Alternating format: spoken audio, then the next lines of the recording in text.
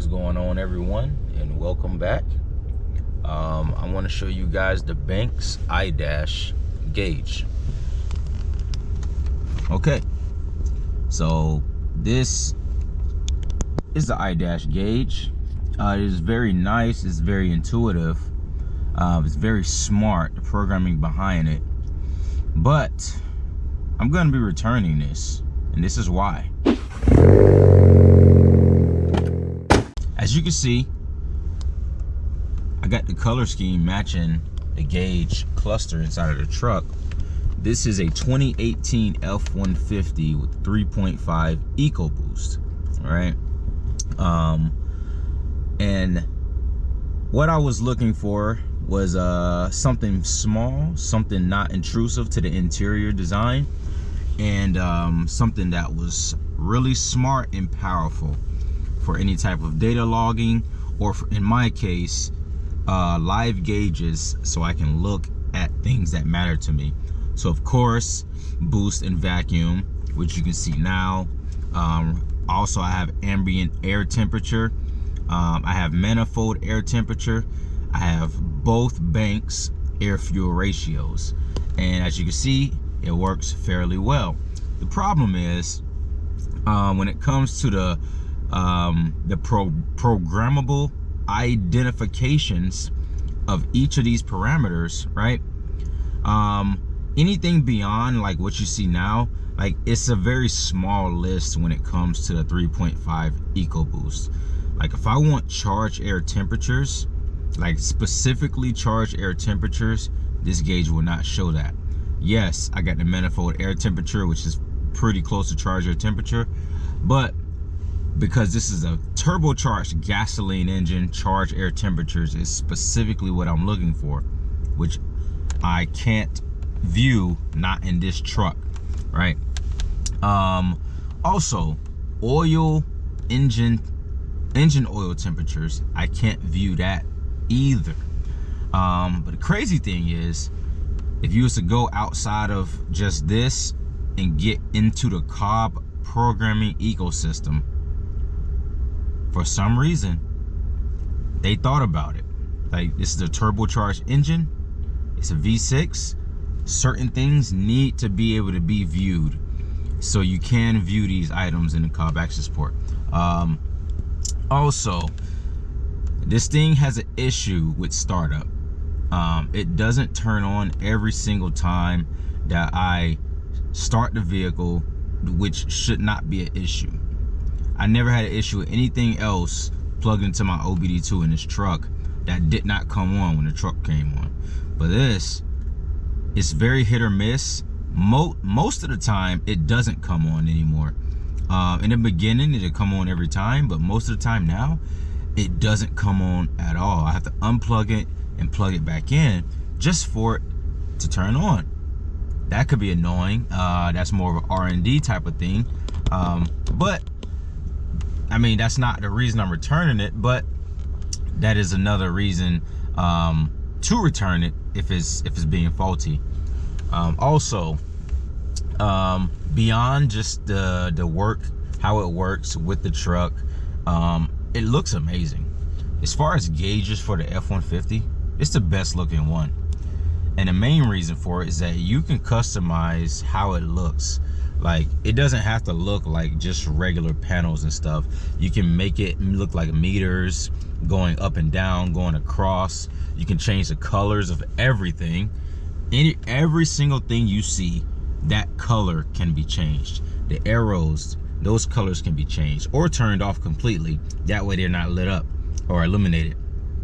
The numbers, those can be changed from white to any other color. The red stripes here that I have to match my gauge cluster, that can be changed.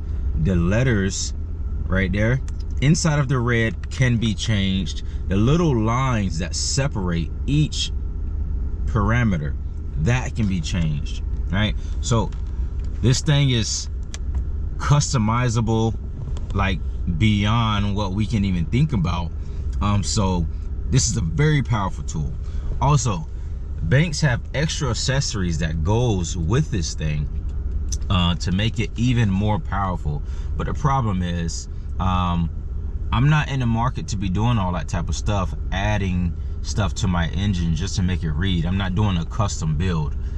This truck is a daily driven truck, and all I want to do is plug it into the OBD2. I know this computer, the engine control management module, and the TCM, I know they're smart enough to where they can display this information. We just have to be able to find it. And Cobb has already done that, which is why I'm switching from going this route and I'm going completely to the access port. But for anybody who's looking for this gauge and has an F-150, this is what it looks like. How it fit, the fit and finish of this thing is amazing. It's beautiful. Like it's so sharp and clean. So sharp and clean, man. So Banks did a good job with that.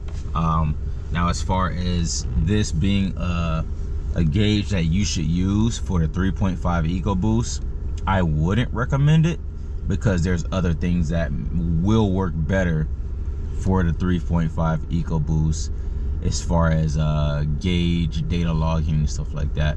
I think this is tailored more towards the diesel market because when you look on the website, the PIDs that's available for the diesels is like double the amount what's available for the regular gasoline F-150s.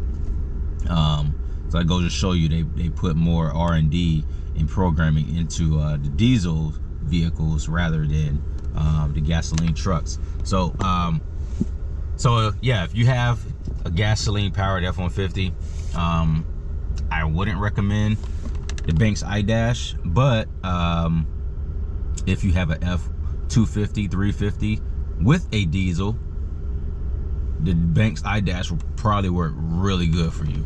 Really good. And it's very seamless. It works in the dash. It works with this A-pillar. You don't lose the hand grip.